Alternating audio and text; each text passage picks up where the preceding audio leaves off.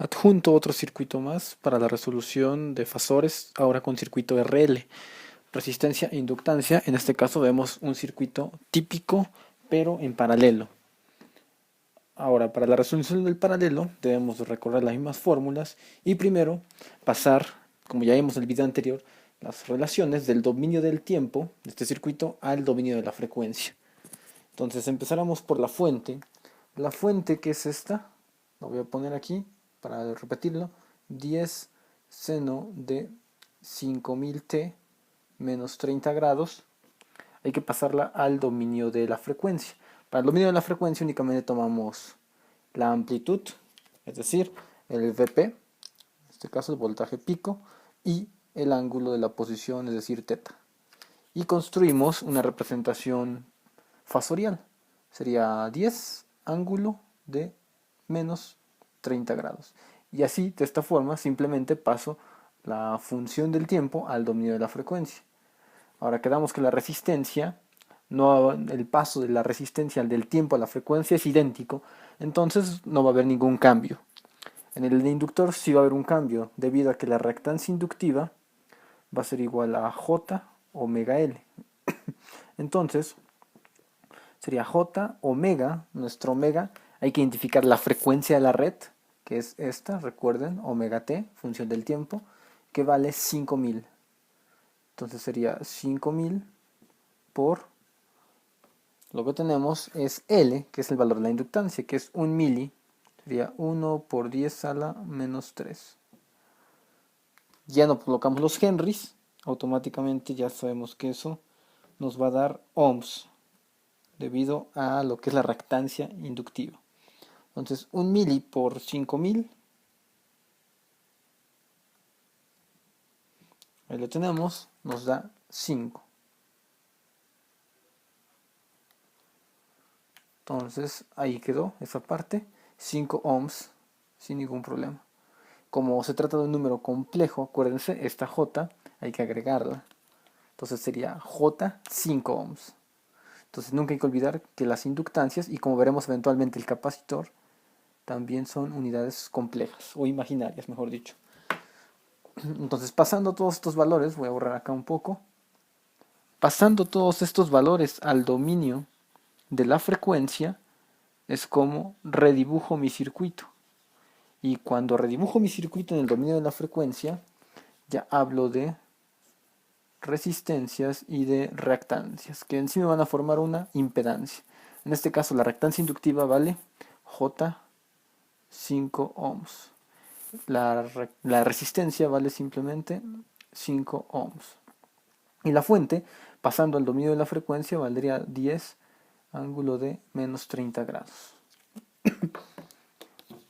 Ahora vienen los cálculos importantes. Primero, impedancia total, y luego, para poder asignar cuál es la corriente total del circuito. Entonces necesitamos impedancia total, ¿sí?, y corriente fasorial total. Entonces vamos a encontrar estos valores. Primero, impedancia total. Como vemos, recordar que las impedancias, en este caso la de 5 y la de J5, son dos impedancias en paralelo. La regla de resistencia en paralelo es la multiplicación sobre la suma. Y en este caso es idéntico. Entonces, la impedancia total sería, como están en paralelo, sería la multiplicación 5, voy a poner ya sin unidades de ohm, por J5 sobre 5 más J5. Y esto me daría, en la parte de arriba sería J25 sobre 5 más J5. Ahora, para poder realizar la división, podemos pasar ambos a forma polar, que es el caso más sencillo. Y en el ejemplo anterior vimos cómo hacerlo. O el caso más difícil es multiplicar ambos por el complejo conjugado. Entonces vamos a hacerlo por los dos métodos. Primero, ambos por el complejo conjugado sería el complejo conjugado del numerador, del denominador. En lugar de poner 5 más J5, sería multiplicar a ambos por 5 menos J5. Ahí está, igual aquí 5 menos J5, ahí está. Entonces J25 por 5 me daría J125 menos J5 por J25 me daría menos J cuadrada 125 sobre 5 por 5 me daría 25 y finalmente menos j cuadrada 25 también, por el j5 por menos j. Siguiéndolo aquí abajo, la parte de arriba tendría que este j cuadrada, hay que recordar que el j es la raíz de menos 1, por lo tanto el j cuadrada sería, ¿sí?, simplemente menos 1. Entonces menos 1 por 125 me da 125 más j 125 sobre, y aquí tenemos un 25, ¿sí?, y este menos por este menos 1 me daría más 25. Ahí lo tengo, son 125 más j 125, ambos sobre 25 más 25, 50. Ahí está. Entonces tengo 125 entre 50. 125 entre 50. Lo que tenemos es 2.5 y 2.5. Por lo tanto, la impedancia total resultante sería 2.5 más J 2.5. Hay que recordar que en ingeniería eléctrica utilizamos la J como la parte compleja, la parte imaginaria, debido a que la I pues, se puede confundir con la magnitud de la corriente. Entonces, por esa manera elegimos la J. Este es el método más largo. El método más sencillo es a partir de esta de acá. Estos dos números, los voy a poner aquí, los voy a transformar ambos a polares para efectuar la división y eventualmente pasarlo de nuevo a rectangular. El resultado tiene que ser, si estoy bien en mis cálculos, lo mismo. Entonces sería el de arriba, pasado a polar, sería 25 y la J vale 90 grados. Ahí está. La parte de abajo, que es 5,5, la voy a poner a polar. Polar, 5,5.